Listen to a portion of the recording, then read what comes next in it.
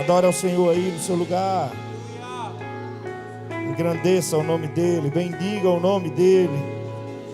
Espírito Santo, o Senhor é bem-vindo nesse lugar. Adorado, exaltado no meio do teu povo. Continua ministrando as nossas vidas, Senhor. Por bondade, continue a falar conosco. Em nome de Jesus. Diga amém. Coisa boa estar aqui nessa noite com vocês. Uma noite memorável. E recordava durante a tarde que Alex foi apresentado como líder dos adolescentes. O único acampamento que a gente teve, ou teve mais um? Foi o primeiro, não foi? Como líder de vocês, liderando esse ministério. E agora, depois da consagração, sexta-feira ele não estava aqui, nós não estávamos aqui, mas agora, primeira vez aqui, consagrado, Pastor Alex. Glória a Deus por todas as coisas. Maravilhoso é ver o que Deus tem feito nessa igreja como um todo, e por estar aqui pregando, especial demais ver o que Deus tem feito no meio dos adolescentes. Foi a correria o dia, cheguei aqui, mas deu para ver aqui o término da adoração, e ver durante a adoração, adolescentes, cada um no seu lugar, mas adorando ao Senhor, cultuando ao Senhor. E eu louvo a Deus porque a gente sabe que isso é obra do Espírito Santo de Deus, e Ele usa pessoas aqui na terra. Que Ele continue usando o pastor Alex, toda a liderança, porque como a gente tem dito, a gente não faz nada só. Amém? Por isso eu vim aqui para falar duas coisas para vocês. Dois conselhos que eu quero dar. Saiba que a gente ainda está em câmera lenta, porque a gente não está podendo ser igreja como a gente quer ser. Quem sabe nesse ano ainda vai haver um congresso de adolescentes, quem crê? Quem sabe nesse ano ainda pode haver um acampamento. Depende, né? Vamos ver como é que as coisas vão acontecer. Mas eu tenho dois ensinamentos para vocês nessa noite, de maneira muito prática e objetiva. Você quer receber? Seu coração está aberto para isso? Pode acender as luzes, por favor. Pegue a sua Bíblia. Salmo 133. Ou ligue a sua Bíblia, né? Alguns vão ligar a Bíblia, né? Salmo 133. Ao final eu quero, junto com vocês, orar pelo Alex, para que o Senhor continue dando graça com toda a liderança também, e que esse lugar fique abarrotado de adolescentes cheios do Espírito Santo de Deus. Salmo 133, versos de 1 a 3. Quem achou, diga glória a Deus. Como é bom e agradável quando os irmãos convivem em união. É como óleo precioso derramado sobre a cabeça, que desce pela barba, a barba de Arão, até a gola das suas vestes. É como o orvalho do Hermon, quando desce sobre os montes de Sião. Ali o Senhor concede a bênção da vida para... O Senhor concede o quê? A bênção. Aonde tem o quê? União. Você pode se assentar. O Salmo 133 é um salmo de sabedoria, onde Davi celebrou as bênçãos e as alegrias da unidade. E é o primeiro conselho que eu quero dar a vocês.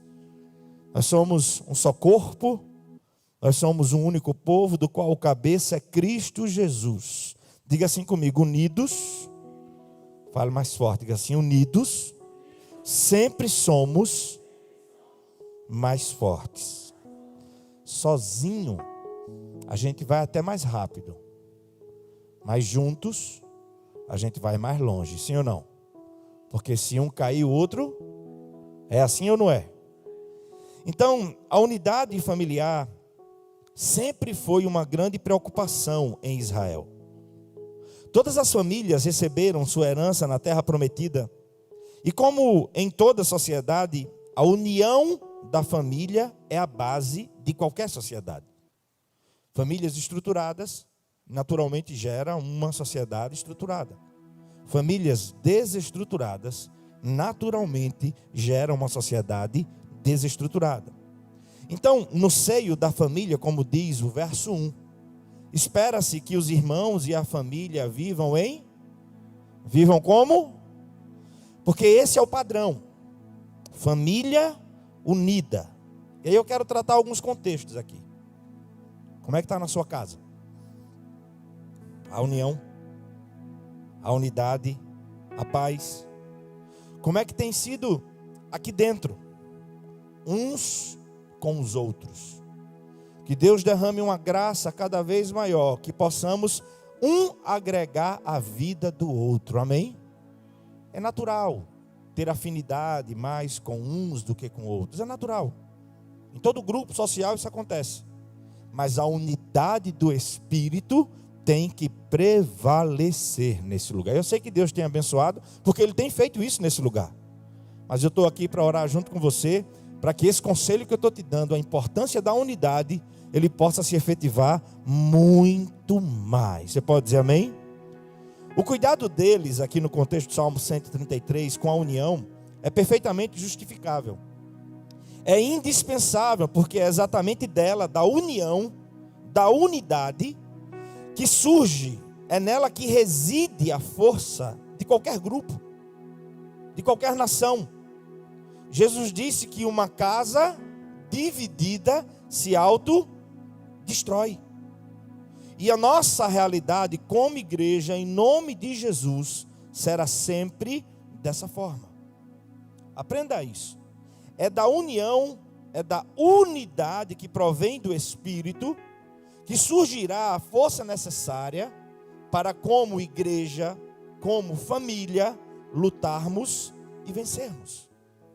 A unidade e comunhão depende, no entanto, da maior de todas as virtudes, o amor. Logo, se falta unidade em casa, na igreja, ou em qualquer outro lugar, o problema pode ser mais sério do que se pensa. Porque o que nutre a unidade, que atrai a bênção de Deus, é o amor. Se falta amor, falta Deus na vida, na família, porque Ele é amor. Agora preste atenção aí no verso 2 do Salmo 133. Fala sobre o óleo, que desce da cabeça pela barba de Arão até a orla de suas vestes. Esse versículo pode soar um tanto estranho para nós. Por quê? O que isso tem a ver com união? Óleo, barba, Arão. O que é que isso significa? O que é que isso nos fala? Em primeiro lugar, Davi fala sobre Arão. Quem era Arão? Sumo sacerdote que servia a todas as famílias de Israel. Qual a sua missão diante da nação de Israel? Sua responsabilidade era produzir no meio do povo que tipo de unidade? Como sumo sacerdote? Unidade de fé. Diga assim comigo: um só Deus. Fala mais forte. Diga assim: um só Deus, uma só palavra, um só Espírito, um só batismo, uma só fé. Amém? Mas aí temos a barba, que era altamente respeitada pelo povo. Qual a simbologia dela? Sinal claro no meio do povo de Israel de distinção e sabedoria. O óleo da unção, a unção era indispensável para o serviço sacerdotal. O trabalho de Arão era oficial, mediante a unção do Senhor sobre ele. Foi ungido para servir as famílias sob a direção do Senhor e conduzi-las em unidade. Porque quando vivemos em unidade, atraímos a bênção de Deus. Aonde você estiver, independente do grupo que você fizer parte, colégio, faculdade, casa, igreja, leve isso como valor inegociável. Promova a unidade. Promova o entendimento, porque isso atrai a bênção de Deus. seja em todo lugar alguém que agrega, que tem palavra que pacifica, que acaba com os conflitos, que acaba com a contenda. Arão tinha como missão produzir unidade de fé na nação de Israel. E o verso 3 fala sobre a união, comparando-a como o orvalho de Hermon que desce sobre os montes. Entenda uma coisa, o orvalho representa o que refresca. Nesse contexto, o orvalho é doador de vida. É um exemplo mais que apropriado para a bênção que o Senhor tem para derramar sobre todos aqueles que vivem em união. Esse ministério vai crescer muito mais, mas não crescerá em desunião. Concorda comigo? Crescerá em quê? É em união que uma vida vai tocar outra vida. É em união que você, cheio do Espírito de Deus, rapaz, moça, vai tocar em outro rapaz, em outra moça. E essa bênção será passada. E quando aqui chegar, o que rege e que vai continuar regendo é a unidade. E quem entrar aqui não vai sair. Quem adentrar essas portas vai ficar. E esse exército vai crescer, crescer, crescer. E muitos adolescentes serão ricamente abençoados. Amém? E o salmo termina como? Ali, quem é que tem poder para ordenar? Quem é que tem poder para determinar alguma coisa? Considerando o contexto que eu apresentei, o salmo vai terminar dizendo: ali o Senhor ordena a bênção da vida para sempre. Qual lugar? É o monte? Não. É onde há união. Quer ter um lar abençoado? Seja instrumento de Deus, porque cheio do Espírito Santo e da palavra, você vai ser um instrumento dentro da sua casa que vai promover unidade. E a unidade vai atrair a bênção de Deus. Você pode dizer amém? O Senhor concede, ordena a sua bênção para sempre, somente aonde há verdadeira união, comunhão e unidade. Se quisermos a determinação da bênção de Deus sobre a nossa vida, guarde esse conselho. Por onde você passar, agregue, não desagregue. Una, não separe. Porque a unidade atrai a bênção de Deus. A coisa flui com muito mais naturalidade. Sim ou não? Sim ou não? É um desafio a ser vencido. Porque o relacionamento humano, ele por si só, traz inúmeros desafios. Todos nós sabemos dos grandes desafios que a convivência traz. Em qualquer instância. Passear rapidamente pela Bíblia. Caim matou Abel, seu irmão. Ló se desentendeu com seu tio Abraão. Os irmãos de José, por causa do ciúme, lhe odiaram e lhe venderam como escravo. E esses mesmos irmãos tiveram problemas uns com os outros. Miriam e Arão tiveram sérios problemas com Moisés, seu irmão.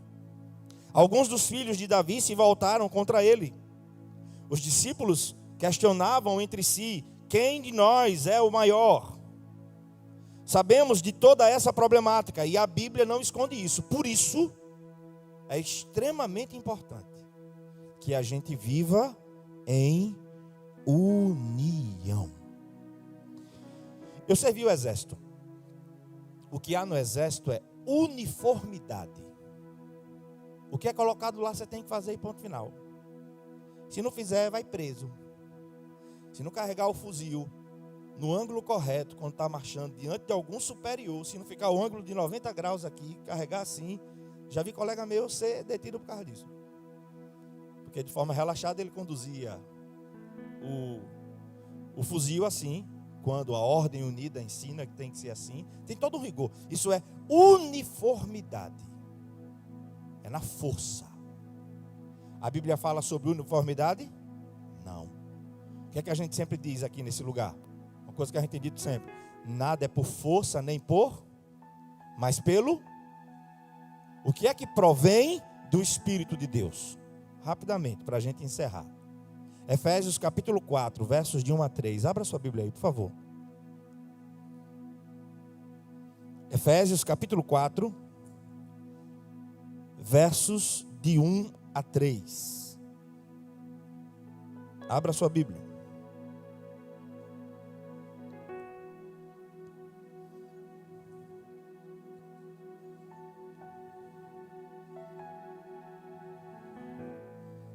Você achou? Como prisioneiro no Senhor, rogo-lhes que vivam de maneira digna da vocação que receberam. Sejam completamente, olha o que é fundamental para manter a unidade. Sejam completamente humildes e dóceis. Sejam pacientes, suportando uns aos outros com amor. E façam todo o esforço para conservar o quê? O que é que diz a sua Bíblia? Aprenda isso. Conservar o quê? A unidade de quem? E qual é o vínculo dela? Paz. Preste atenção. O texto diz que existe uma unidade que é produzida pelo Espírito de Deus. Essa é a primeira verdade que eu quero destacar com base nesse texto. A verdadeira unidade que temos que viver como corpo de Cristo, como igreja, como família, só pode ser gerada pelo Espírito de Deus. É o que o texto está dizendo. Então, eu não posso achar normal que haja uma falta de unidade de propósito. A igreja se move com a mesma visão, para o mesmo ideal. Eu não posso achar normal, no meio do povo de Deus, divisão, facção e brigas. Todo ministério precisa existir e funcionar com base na unidade proveniente do Espírito, e o vínculo dela é a paz. Aí ele diz o que é que a gente precisa fazer para conservar essa unidade. Paulo vai dizer: sejam completamente humildes, dóceis e sejam pacientes. A unidade do Espírito será mantida com mais facilidade se essas virtudes forem produzidas na minha e na sua vida. O que é mais fácil de conviver? Com o humilde ou com o arrogante? O que é mais fácil? Que a gente pare para pensar. Qual tem sido o meu proceder? Quais são as palavras de Jesus? Aprendam comigo, disse Jesus, porque sou manso e... O tratamento de um para com os outros, o sorriso, o se tratar bem, não apenas aqui, mas principalmente quando você encontrar alguém lá fora. Tratar da mesma forma, aquecer esse amor, nutrir uma vida tocando outra vida. Mas aí você pode me perguntar, para ser bem honesto, pastor, e com aqueles que nós temos dificuldade de nos relacionar? Como é que a gente age nessas situações? Paulo diz, verso 2, suportem-se uns aos outros, mas a base desse suportar é o quê? É o amor. A nossa responsabilidade é realizar todo o esforço para conservar a unidade do Espírito pelo vínculo da paz. E aí, continuando o texto, nos versos de 4 a 6, acompanha aí. Paulo vai dizer: há um só corpo, um só Espírito, assim como a esperança para a qual vocês foram chamados é uma só. Há um só Senhor, uma só fé, um só batismo, um só Deus e Pai de todos, que é sobre todos, por meio de todos e está em todos. Isso deve ser basilar nessa igreja. Em todos os ministérios, eles devem existir e funcionar mediante a unidade proveniente do Espírito Santo de Deus. Por onde você passar, promova a unidade. Lá no grupo, na escola, onde de repente não gosta daquela amiga lá, daquela pessoa lá, daquele rapaz lá, promova a unidade. O seu rastro vai ser de bênção. Aonde você estiver, construa esse rótulo para você. E quando pensarem em você, vai dizer assim: essa pessoa é difícil, mas bote essa aqui para conviver com ela, porque ela vai abençoar a vida dela. Porque você vai ser cheio do Espírito Santo de Deus e você vai promover a unidade. Amém? Que o Espírito de Deus abra teus olhos. E que não apenas o pastor Alex e a liderança, mas que você mesmo possa perceber alguma adolescente que chega aqui e está meio do lado, e você vai lá. E você toca essa vida em amor, você agrega, você traz para junto. Porque vivendo assim, o Senhor vai acrescentando, acrescentando, acrescentando. E Ele ordena a bênção dEle para sempre. Diga assim comigo, unidade. Diga mais uma vez, diga unidade. Eu disse que eu vim aqui dar 2 conselhos para você. Quero dar o último. Nessa fase da vida de vocês, se tem uma coisa que vocês precisam cuidar, é com as escolhas. Aquele que se arrisca a viver nesse mundo sem a sabedoria que só Deus dá, só Deus tem para dar, comerá do fruto das suas escolhas. Tiago capítulo 1, verso 5, a palavra diz: se alguém tem falta de sabedoria, peça a Deus, que a todos dá liberalmente, e não passa em rosto. Se você pedir, Ele vai te dar. A vida é feita de escolhas, sim ou não? Você fez algumas escolhas hoje, sim ou não? Sim ou não? Agora nunca se esqueça de algo. Você faz as suas escolhas hoje, mas amanhã as suas escolhas farão você. A mesma liberdade que você tem para escolher, você não terá para lidar com as consequências dessa escolha. Peça a Deus sabedoria. Considere uma escolha, 1000 consequências. Vê se não é verdade. Tudo que você está vivendo hoje, ou quase tudo, é consequência das escolhas que você fez ontem. Tudo ou quase tudo que você viverá amanhã será as consequências das decisões e das escolhas que você faz hoje. Cuidado com a sua vida. E essa sabedoria da qual eu estou falando independe de tempo de vida. Experiência de vida você só adquire vivendo. Sabedoria é diferente. Por isso, com base na sabedoria de Deus, você pode encontrar um adolescente mais sábio do que um ancião. Porque se você pedir, Deus vai te dar. Deus pode te usar dentro da tua casa com uma palavra de sabedoria, para o teu pai e para a tua mãe. Ele pode. Ele usa. Basta você buscar. Basta você pedir desde hoje discernimento. E as suas escolhas serão acertadas. E aí você não terá que remediar as consequências. Quando elas forem acertadas, você irá desfrutar do resultado das suas escolhas. Peça a Deus. Não se deixe levar pelo momento. Decisões têm consequências e ao tomá-las, você afirma que está disposto a pagar o preço e viver com elas. Nunca se esqueça, as escolhas que você fez no passado te trouxeram onde você está hoje. E as que você tomar no presente te levará a um futuro ricamente abençoado ou complicado. Mas a escolha será sempre nossa. Como é que eu faço, pastor, para escolher de maneira acertada, para escolher com sabedoria? Pega a tua Bíblia aí, Salmo 119. Leia comigo, já estou encerrando.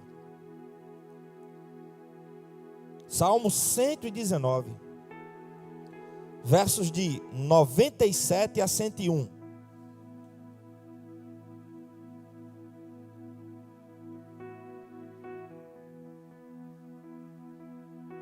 Você achou? Olha como diz a palavra. Salmo 119, verso de 97 a 101. Diz assim, ó: como eu amo a tua lei, medito nela o dia inteiro. Os teus mandamentos me tornam o quê? Mais sábio que os meus, porque estão sempre comigo. Tenho mais discernimento que os meus, pois o quê? Medito na tua palavra. Tenho mais entendimento que os anciãos, porque obedeço aos teus. Afaste os pés de todo o caminho mau, para obedecer a tua. Presta atenção numa coisa. Observe o texto. Mais discernimento que os mestres, mais entendimento que os anciãos, tudo porque medito e obedeço a palavra. Experiência de vida, você só adquire vivendo. Mas sabedoria e discernimento, Deus dá a qualquer um, independente da sua idade. Essa sabedoria advém da prática de meditar e observar. Sejam cheios da palavra de Deus. Maravilhoso ver isso aqui. No culto dos adolescentes, sem aquela movimentação, sentados, recebendo a palavra. Na hora de adorar, que vocês tenham a juventude, a vida adulta, ricamente abençoada. Devemos profetizar sobre a vida de vocês, em nome de Jesus, famílias devidamente estruturadas. Amem ao Senhor e a sua palavra. Agora, para a gente concluir mesmo, deixa eu falar aqui rapidamente das escolhas de alguns personagens bíblicos. Bem novinho, Daniel capítulo 1, escuta apenas. Verso 3 a 6 diz assim: Depois o rei ordenou a Aspenaz, o chefe dos oficiais da sua corte, que trouxesse alguns dos israelitas da família real e da nobreza, jovens sem defeito físico, de boa aparência, cultos, inteligentes, que dominassem os vários campos do conhecimento e fossem capacitados para servir no palácio do rei. Ele deveria ensinar-lhes a língua e a literatura dos babilônios. De sua própria mesa, o rei designou-lhes uma porção diária de comida e de vinho. Eles receberiam um treinamento durante 3 anos e depois disso passariam a servir o rei. Entre esses estavam alguns que vieram de Judá: Daniel, Ananias, Misael e Azarias. O verso 8 e 9 diz: Daniel, contudo, decidiu não se tornar impuro com a comida e com o vinho do rei, e pediu ao chefe dos oficiais permissão para se abster deles. E Deus fez com que os homens fossem bondosos para com Daniel e tivesse simpatia por eles. Considera uma coisa aqui para a gente encerrar. Você sabe o que ocorreu em Jerusalém nessa época. Jerusalém foi dominada por Nabucodonosor. Daniel e muitos outros jovens foram levados cativos para a Babilônia. Nós vivemos numa Babilônia, numa inversão de valores. O certo se tornou errado, o errado se tornou certo. Inversão. E sabe o que acontece? Os estudiosos afirmam que Daniel deveria ter aqui entre 12 e 16 anos. Esse é um detalhe que quero pontuar. Entre 12 e 16 anos. Chegando lá, o tratamento dispensado àqueles adolescentes foi especial. Iriam estudar, se alimentar muito bem, mas em meio a tudo aquilo, qual foi a decisão de Daniel? A Bíblia diz assim: ele assentou em seu coração não se contaminar. Ele decidiu de maneira firme. 12 a 16 anos é o que ele deveria ter aqui. E se mostra tão decidido, tão determinado. Daniel tinha convicção no que cria. Ele não se deixa levar pelas possibilidades, ele não se deixa ser engolido pelo contexto no qual ele estava inserido. Ele não se deixa seduzir pelas ambições ou possibilidades de crescer no país do momento. Ele conserva uma coisa na vida dele: eu não irei me contaminar com as iguarias do rei. Ele não se perde em Babilônia, porque possuía profunda convicção naquilo em que foi ensinado. Ele conhecia a palavra, ele conhecia o Deus da palavra. Eu encerro te dizendo, guarde isso para você: sem convicção profunda no que a palavra de Deus representa para a nossa vida, e sem a prática de uma fé madura e consciente, é impossível não se contaminar. A seu modo, no seu ritmo, ame a palavra e leia a Bíblia todo santo dia. Nem que seja 5 versículos, mas medita neles.